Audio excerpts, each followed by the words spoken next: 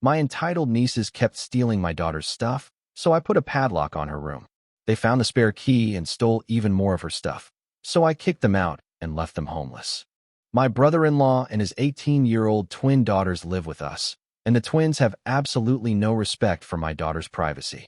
The day they moved in, they walked into my daughter's room and took her clothes. They only gave them back after I pressured them to, and when I brought this to my brother-in-law, he saw no problem with it. My wife said the same, that this was just teenage girl behavior. The twins soon became more invasive, taking my daughter's jewelry, skincare products, and even her laptop. The last straw came when my daughter bought a $75 makeup kit that she saved up for, and one of the girls took it without permission and ruined it. When I heard this, I was irate and immediately got my daughter an industrial-sized padlock for her room. When my brother-in-law saw the lock, he wasn't happy. He yelled that I was treating his daughters like thieves and that my spoiled brat could just buy a $10 makeup kit from Walmart. As soon as he said this, I wanted to lunge at him, but my wife walked in and interrupted us. She ended up taking his side, saying teenage girls borrow each other's stuff all the time and I should remove the lock from our daughter's door. "Over my dead body," were my exact words. Well, it should come as no surprise that it wasn't long before the situation went from bad to worse. Despite the lock, my daughter's privacy was still being invaded. The twins somehow found her hidden key, which I told her to keep as a backup in case she lost hers.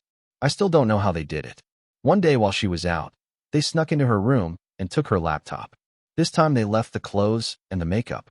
Hours later, they returned it, but it was practically destroyed. The screen was cracked, the keyboard wasn't responding, and it wouldn't even turn on. When my daughter saw it, she completely broke down. That laptop held everything: months of college essays, projects she had spent late nights perfecting, and personal photos she couldn't replace. She sat on the floor, holding the broken laptop, and cried uncontrollably. I had never seen her like that before, and my heart shattered. I was beyond furious. This was deliberate, careless, and cruel. I stormed into the living room where my brother-in-law was sitting, totally oblivious to the damage his kids had caused. I told him what happened, expecting some kind of apology or at least an acknowledgement that his daughters had crossed a line. Instead, he shrugged. He said that they didn't do any harm to my daughter, Olivia, and that this was the reason for having backups of everything. He made it seem like I had to teach her a lesson. I saw red. That accident just wiped out months of my daughter's work. He didn't have any idea what that laptop meant to her. She saved up for it herself, and now it was ruined. I told him that they needed to be held accountable. He said he would talk to the twins, but added he was sure they didn't do it on purpose. I couldn't believe what I was hearing. They've been invading her space for weeks, taking her things, and now they've destroyed something she can't replace. I told him that he needed to fix this, because if he didn't, I would. After a long, heated argument, he finally agreed to cover part of the cost of replacing the laptop. He acted like he was doing me a favor, like I should be grateful he was offering anything at all. It was infuriating. The tension in the house grew even worse after that. My wife tried to stay neutral and hoped that things would work themselves out if we all just gave it time, but even she was starting to get frustrated. Her brother's attitude and complete lack of responsibility were wearing her down. She defended him less and less, and I could see the strain in her eyes whenever we argued about the situation. The next week, Sarah and I knew we had to take a vacation away from the mess at home. So Sarah, Olivia, and I went on a weekend trip to a nearby resort that had an amusement park nearby. It was so relaxing and made me almost forget everything that was going on at home. Unfortunately, we had to return home, and as I walked into the house, I froze. The smell of stale beer, cigarette smoke, and something sweet hit me in the face. As I walked in, I noticed spilled soda that had soaked into the carpet. My wife gasped beside me. The living room was a disaster. The couch cushions were on the floor, the coffee table had been pushed against the wall, and muddy shoe prints led straight through to the kitchen. Empty cans, bottles, and wrappers were everywhere, as if a tornado had flown around the room before we came. I felt my stomach turn, but I couldn't waste time there. I bolted up the stairs 2 at a time, my heart pounding. When I reached my daughter's room, I saw the lock I'd installed was smashed. The door hung slightly open, and there was chaos inside. Her dresser drawers were yanked out, clothes strewn across the floor, her bed unmade, and her laptop was gone. I heard my wife's footsteps behind me, her gasp sharp as she took it all in. "Oh my God," she whispered. She looked at the broken lock, then the mess inside. For a moment, she just stood there silent, her hand covering her mouth. She didn't move. Downstairs, the door clicked open, and my brother-in-law strolled in, phone in hand, with a lazy grin on his face. He told us the kids had a bit of a party while we were gone. They got carried away. They trashed the place. Her room was destroyed. This is everything to her. He didn't even look up from his phone and told me to relax. He brought up how we threw worse parties when we were kids. Remember that one in high school? Mom and Dad were out of town, and we had the whole crew over. He smiled at the memory like he was proud of it. We wrecked the house, but we cleaned it up, no problem. Mom never found out. Same thing here. No big deal, he said. My wife looked beyond furious. She reminded him that they cleaned up the mess before their parents got home. This was nothing like it was in high school. He then reassured me that the kids would clean it up. He said we were blowing this way out of proportion. For the first time since they moved in, I saw my wife stand up against her brother. My wife took a step forward towards him and told him he was going to clean this up and pay for the damage. The brother looked confused at first. He didn't expect to have to pay for any damages. He tried to reason with her, saying that it was just a party. She cut him off in the middle of his pleas and told him that the twins needed to take responsibility. He stared at her for a second. He looked like he might argue, but then he swallowed whatever words he had ready. He eventually agreed that he would take care of it, but not without a huge sigh. He wasn't used to being called out like this, especially not by his sister. For the first time in weeks, I felt like I wasn't alone in this fight. One evening, I sat at the kitchen table going over the family's finances. Something had been nagging at me for weeks. Our savings seemed lower than expected, but I couldn't quite put my finger on why. As I dug deeper into the bank records, I noticed a pattern. There were small, recurring withdrawals every few days. $50 here, $75 there.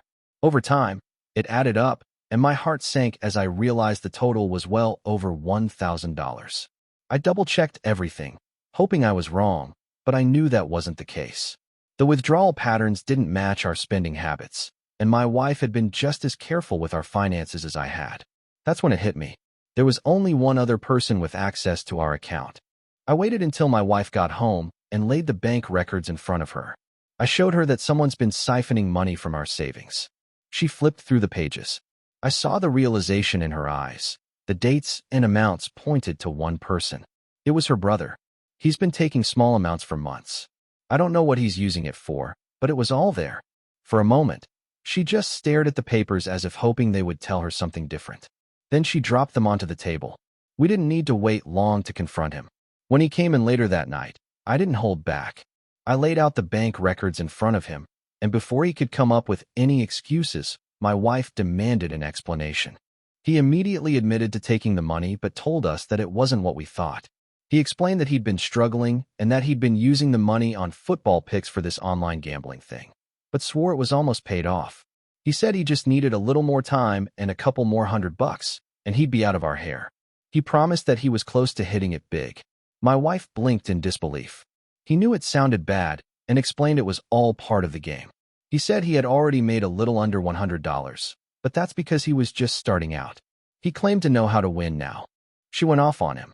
He tried to explain that he wasn't stealing from her because he had the intention of giving it back to her. He said he was desperate, didn't want to live with us forever, and this was going to be his way out to get his own house again.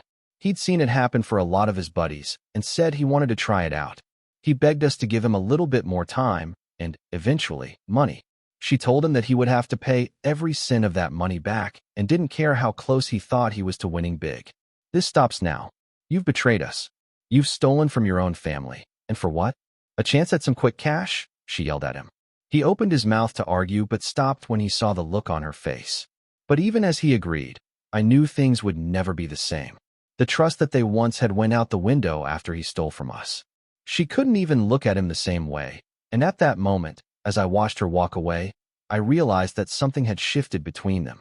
As the days passed, the tension between them only grew. My wife still tried to maintain some semblance of peace in the house, but the distance between her and her brother was obvious. She no longer defended him or brushed aside his actions with excuses. I got a call while I was at work. My daughter had collapsed at school. The principal said she passed out in the middle of the hallway in between classes. They said it was exhaustion, but when we got to the hospital, it was pretty clear that it was more than that. She was lying in bed, hooked up to monitors, pale and drained. The doctor came in and didn't sugarcoat it. He said it was caused by stress. She was physically and emotionally burned out, and it wasn't school or social stuff. It was home. The constant tension, the fights over her space, and the twins always messing with her, it had all taken its toll. I glanced over at my wife. I could tell she was in shock, but also realizing how bad things had actually gotten. All those times I'd told her that the situation was too much, that our daughter was suffering, she'd brushed it off. But now here we were. The guilt on her face was obvious. She didn't say much, but I could tell it hit her hard. I didn't need to say anything. We both knew our daughter was in the hospital because of the mess at home. My wife didn't try to justify anything. She just sat there, quiet. After a while, she leaned over and took our daughter's hand. I knew that it was about time. Her brother and his daughters had to go. No more second chances or trying to make it work. Our daughter needed peace, and we couldn't give that to her with them in the house. My wife finally saw it too. After the hospital visit, I knew I couldn't avoid him any longer. Things had spiraled out of control, and the moment I walked back into the house, I realized it was time to face my brother-in-law. I found him sitting in the living room, completely oblivious. That casual attitude he always had used to be harmless, but now it just made my blood boil. I didn't waste any time. I told him he and the girls needed to leave. Enough was enough. At first, he resisted, saying he had nowhere to go, as if that somehow excused everything that had happened. He played the family card and tried to guilt me into changing my mind. But this time, I didn't budge. My daughter's well-being was at stake, and I wasn't about to sacrifice that for anyone, not even him. The turning point, though, was when my wife stepped in. She'd been stuck in the middle of this whole thing for so long, constantly defending him, brushing off his behavior. But after seeing our daughter in the hospital, something shifted. She backed me up, finally realizing how much harm had been done. I could see the guilt in her face for not stepping in sooner, but now she was firm. She told her brother he had to go. He was stunned. I don't think he ever expected her to side with me. But the situation had reached a breaking point. The tension in the room was heavy, and for a moment, it looked like he was going to argue again, but he saw that we were serious. They packed their things and left. And just like that, the house felt quieter. It felt like a weight had been lifted. Once they were gone, my wife apologized. I could see how much it had been eating at her and how much she had overlooked for the sake of family. She admitted she should have seen the signs earlier and should have listened when I raised concerns. But at that moment, I wasn't interested in blame. I just wanted to move forward for all of us. Later that evening, we went back to see our daughter in the hospital. She was still weak, but I could see a change in her. When we told her they were gone, she seemed relieved. It wasn't an easy decision, but it was the right one. After everything we'd been through, my family finally had a chance to breathe again.